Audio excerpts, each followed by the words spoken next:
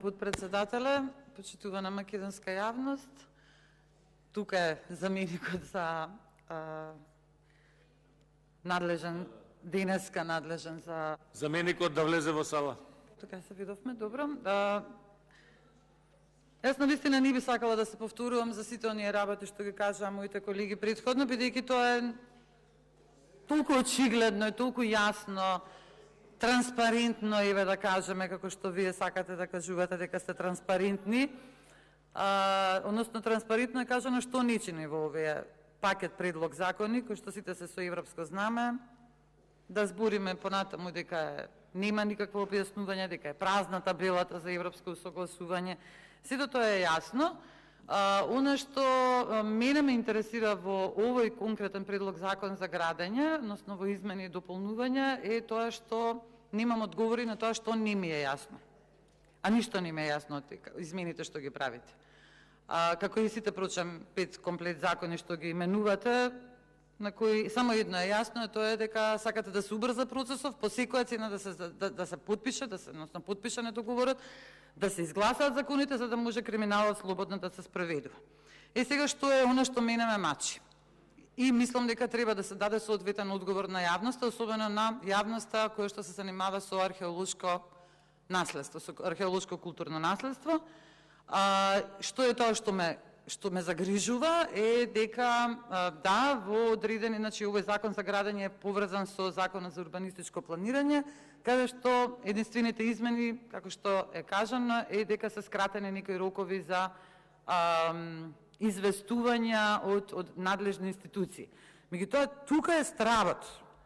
Почитувани колеги, ви се обраќам на вас од владеачкото мнозинство кои што ќе го гласате овој закон, да размислиме малку поубаво сите заедно дали треба да се изгласа на овој начин ваков еден закон кој што бара навистина многу подолги и посоодветни анализи и расправи.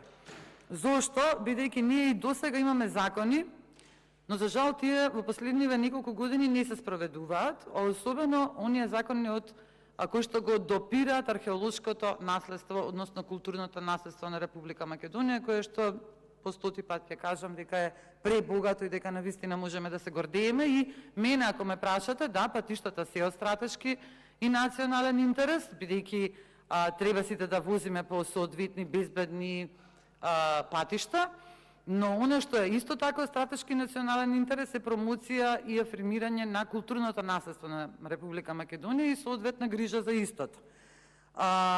Сега, за да нели соодветно се грижиме и да го промовираме културното наследство, да, точно потребни ни се и патишта за да стигнеме до таму, но сепак треба да внимавам. Јас дискутирав исто слична дискусија, имав и за законот за урбанистичко планирање, па еве се надоврзувам на тоа, зошто дискутирам и зошто не ми се јасни работите, односно зошто е овој страф. И кај сите нас, ако што гледате, предупредуваме дека ова не е добро.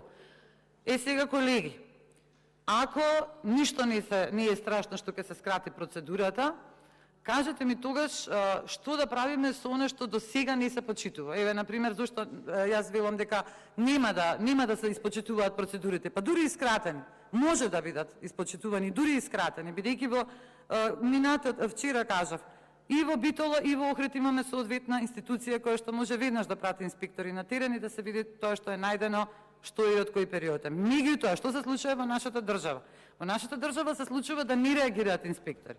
И сега тука само ќе го спомнам, например, скандалот, бидејќи за ова поставив и пратеничко прашање и до премиерот и министерот за внатрешни работи со градбата на местото на култниот ресторан Шар во старата Скопска чаршија, каде што веќе скоро една година нема ниту табла, ниту известување кој гради, по која градежна дозвола, а нешто се гради таму. Дури и зграда, значи култниот објект Шар што е срушен.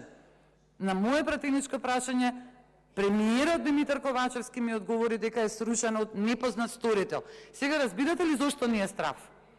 Бидејќи на досегашниот закон, кој што е прилично во ред, во делот за заштита на културно наследство и во делот на археолошко наследство, не се почитува. Навистина не се почитува. Ние имаме состојба во која што, например, еве, најсвежо, тука е веднаш до собрание, Мал Ринг, зградата на Технометал, која што е дел од индустријското наследство, значи заштитена. Се градат нагоре поставена метална структура, конструкција за изградба на уште 2 спрата кои што не се дозволени.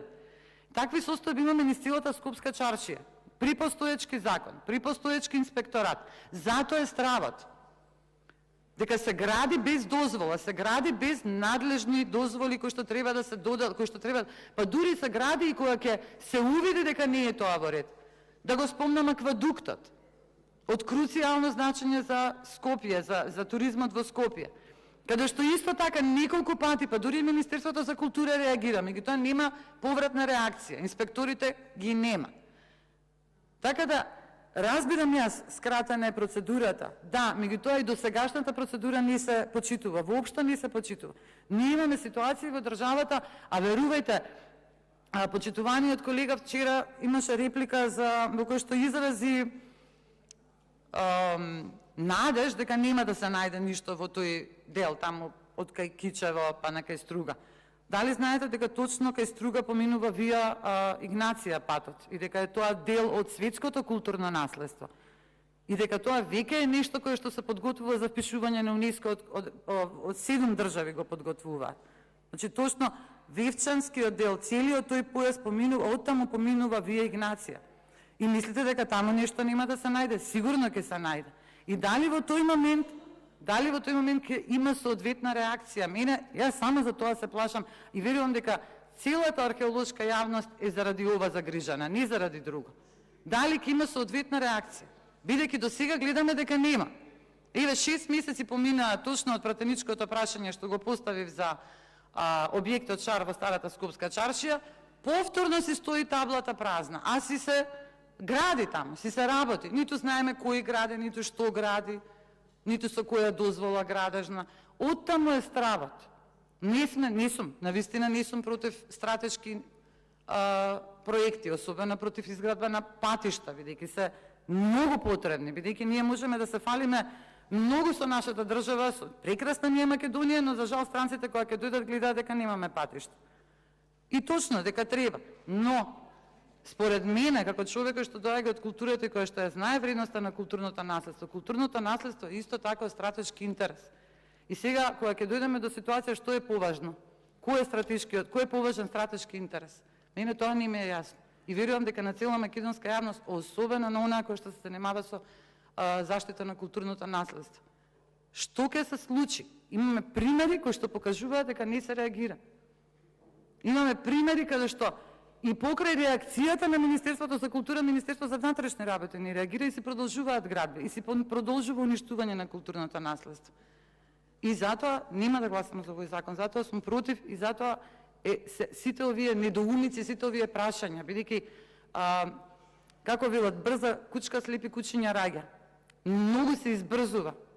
А овие неколку години видовме со избрзување што се случи. Само да ја спомнам реформата на Мила Царовска во образованието. На сила се брзаше по секоја цена да се започне, да се имплементира инклузивно, интегрирано образование, за да дојдеме до ситуација, министерот сам кажа, вашиот министер за образование и наука кажа, нема учебници, бидејќи немавме кога да ги подготвиме со реформата. Не треба да се брза со вакви промени, со вакви закони. Мора да има соодветна дебата. А соодветна дебата со европско знаме ограничена на 2 дена, ништо не правиме. Ниту може јавност да се вклучи да го каже својот став, ниту можеме ние доволно да анализираме за да видиме каде се грешките, ниту пак вие можете да се убедите за толку кратко време дека ова што се случува не е во ред. А може да се направи, може многу подобро. Ви благодарам.